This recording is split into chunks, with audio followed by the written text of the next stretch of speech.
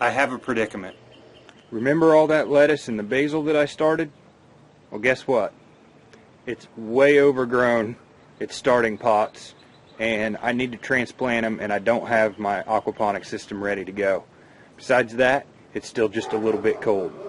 So what I decided to do was take these air pruning pots that I bought. I think they're the 3-gallon or 4-gallon air pruning pots that I bought at High Tech Gardening Supply in Charlotte. I'm going to transplant some of the lettuce and some of the basil into these pots. Now, I realize that these 2 pots aren't going to be enough to hold all that basil and that lettuce out there. So what I decided to do was make up some other air pruning pots, and these are the pots that you can pick up at my buddy Daryl Griffin actually gave these to me because they used to run a landscaping nursery type business, and but you can pick these things up from a lot of different nurseries. They have piles of them in their back where they're not going to use them anymore. Maybe they've used them 3 or 4 times and they can't use them anymore. You can find them at job sites where they're doing the final landscaping, and usually in new home developments, and they're discarding these pots in the dumpsters. And so what I did then was use a hole saw that's 1 inch and 7/8. It just happens to be the one that I had. There's really no right or wrong way to do it, but drilled holes around this. And then this landscape fabric happened to come from that was real easy to find. Let me show you. It came from here. You see that garden? Well, this garden is covered in that landscape fabric, or that shade fabric, and so I just went out here and pulled some of it up, and I used it, and I'm repurposing it into the pots. So another clever trick that you can do is you can take old used dirt from other pots and planters that you had from previous years. This stuff's been sitting here throughout probably about 2 years now, with it's just got a big root ball, but I pulled all that dirt off, and I also pulled it out of this planter as well. It was full of roots, and so I broke all that up.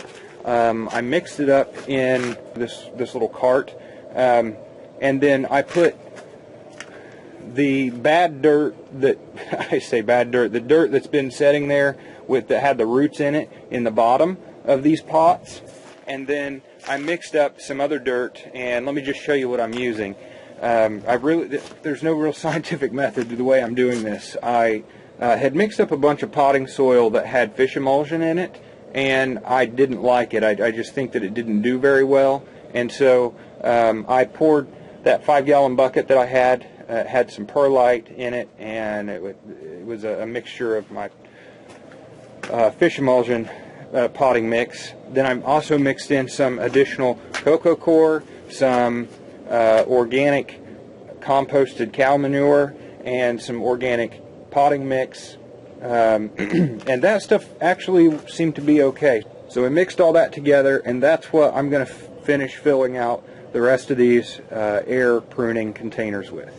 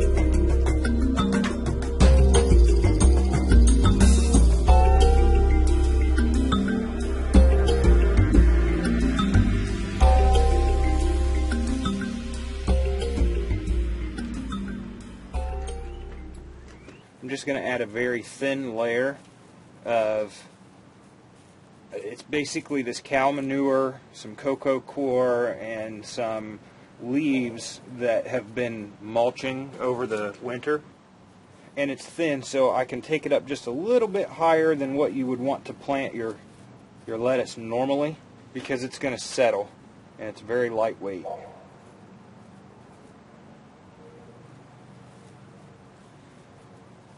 This is more just to act as a moisture barrier.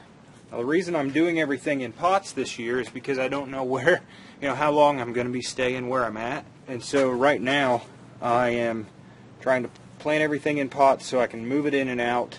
I had to get all of the plants out of this tray so that I can use the tray for more starts, and also so that they can get out and start to be hardened off outside, because I think the weather's going to warm up for us.